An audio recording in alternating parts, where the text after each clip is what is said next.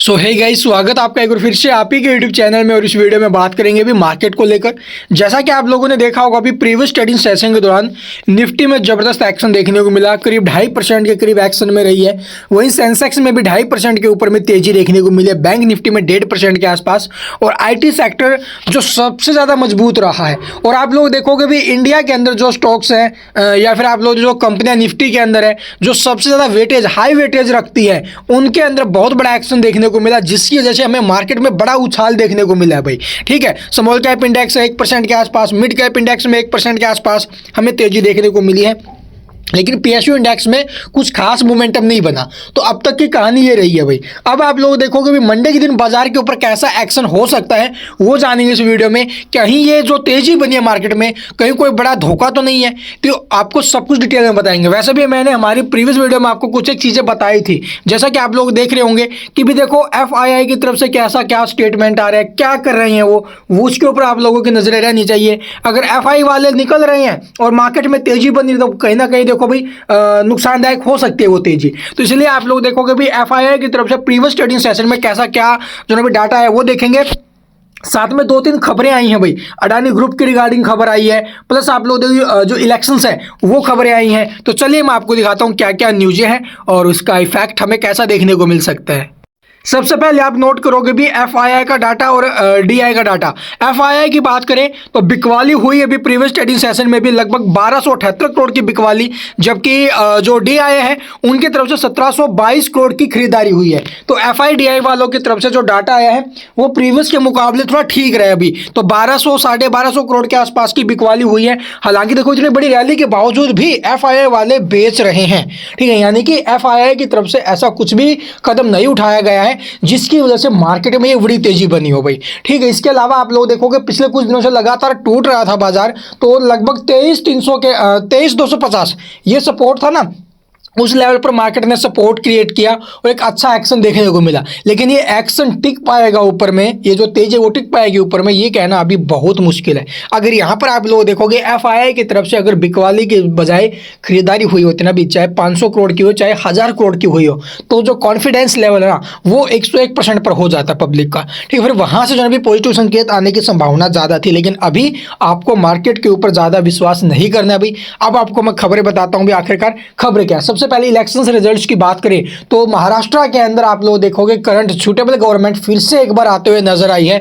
जो सभी की इच्छा थी कि मार्केट को जो पॉजिटिव इफेक्ट दे सकती थी वो खबर वहां से मिली है अभी। झारखंड में हालांकि जो गवर्नमेंट BJP गवर्नमेंट है वो नहीं आ पाई है, जिसकी वजह से आप लोग देखोगे आपको कैसा देखने मिला। और हाँ, जो UP के अंदर उपचुनाव हुए हैं 9 सीटों के ऊपर, वहां पर भी आप लोग देखोगे 9 में से 7 BJP की आते हुए नजर आई है। तो आप लोग कहीं ना कहीं हद तक देखोगे तो BJP का जो पलड़ा वो भारी रहा है भाई पीछे के मुकाबले। हालांकि झारखंड में थोड़ा सा जो इफेक्ट है वो नेगेटिव रहा है। तो आप लोग देखोगे महाराष्ट्र जहां पर सबसे बड़ा गेम चेंजेस होने की संभावना थी वो वहां पर नहीं होते हुए नजर आया। और BJP या फिर आप लोग महायुति की जो गवर्नमेंट है वो एक बार फिर से सरकार बना रही है, जिसका इफेक्ट आप लोग देखोगे कल के दिन बाजार पॉजिटिव लेके चल सकता है भाई।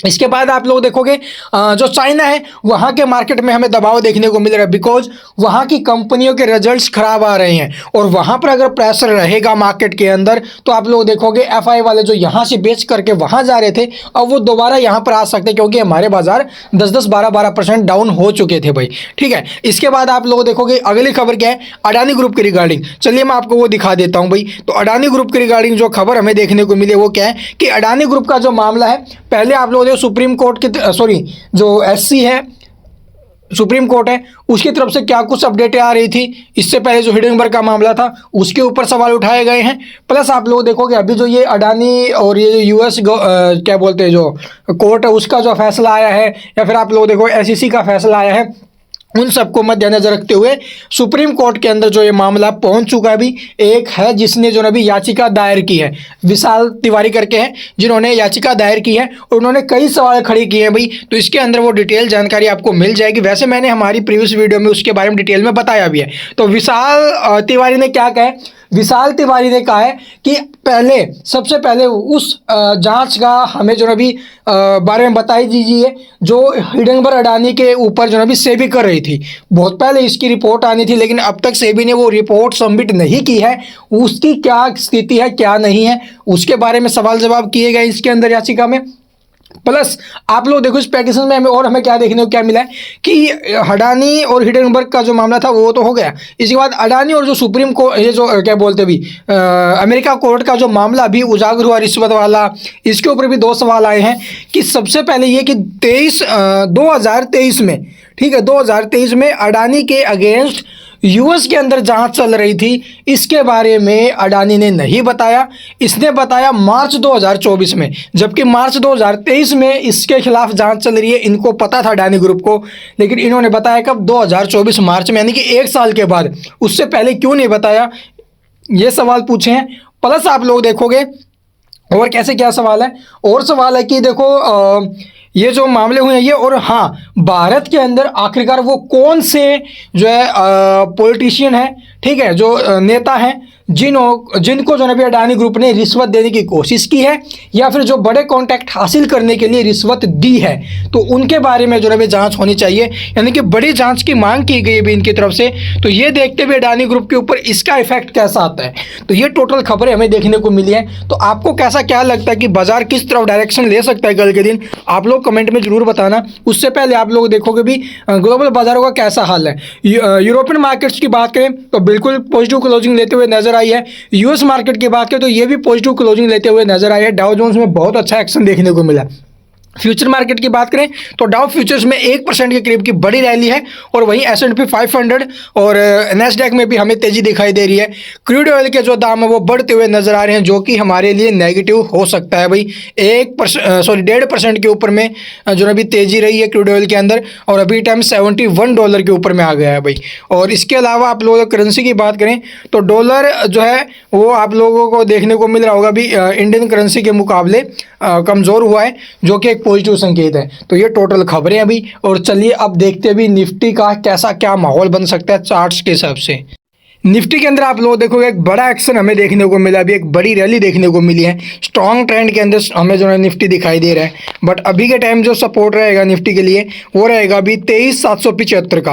मैंने आपको क्या बोला था, अभी सपोर्ट ले सकता है, तो ये 23,300 या फिर 23,250 के आसपास का सपोर्ट हमें देखने को मिल सकता था निफ्टी का, और वहां पर सपोर्ट क्रिएट भी किया भाई। और इसके अलावा आप लोग देखोगे भी 23,500 का जो रेजिस्टेंस था उसे काटा, और हमारे जो ऊपर में टारगेट थे 23,900 तक के, वो यहाँ पर अचीव भी हुए प्रीवियस ट्रेडिंग सेशन में। तो अब यहाँ से हो सकता है एक अच्छा एक्शन बने। तो ट्रेंड लाइन आपको ड्रॉ करनी है 5 मिनट टाइम फ्रेम के ऊपर। नीचे में जो सपोर्ट बन रहा है निफ्टी के लिए 23,775 का एक अच्छा सपोर्ट है। ये सपोर्ट अगर बनाया रहता है, बनाती है निफ्टी, तो उसके बाद ऊपर में आप लोग देखोगे इसके अंदर हमें 24,700 के लेवल देखने को मिल सकते हैं आगे, ये रैली अगर बरकरार रहती है तो 23,900 के ऊपर में सस्टेन करना इंपॉर्टेंट। और 24,750 ये इसका महा ब्रेकआउट होएगा, उसके बाद जो है भी एक फ्रेश हाई बना सकता है मार्केट।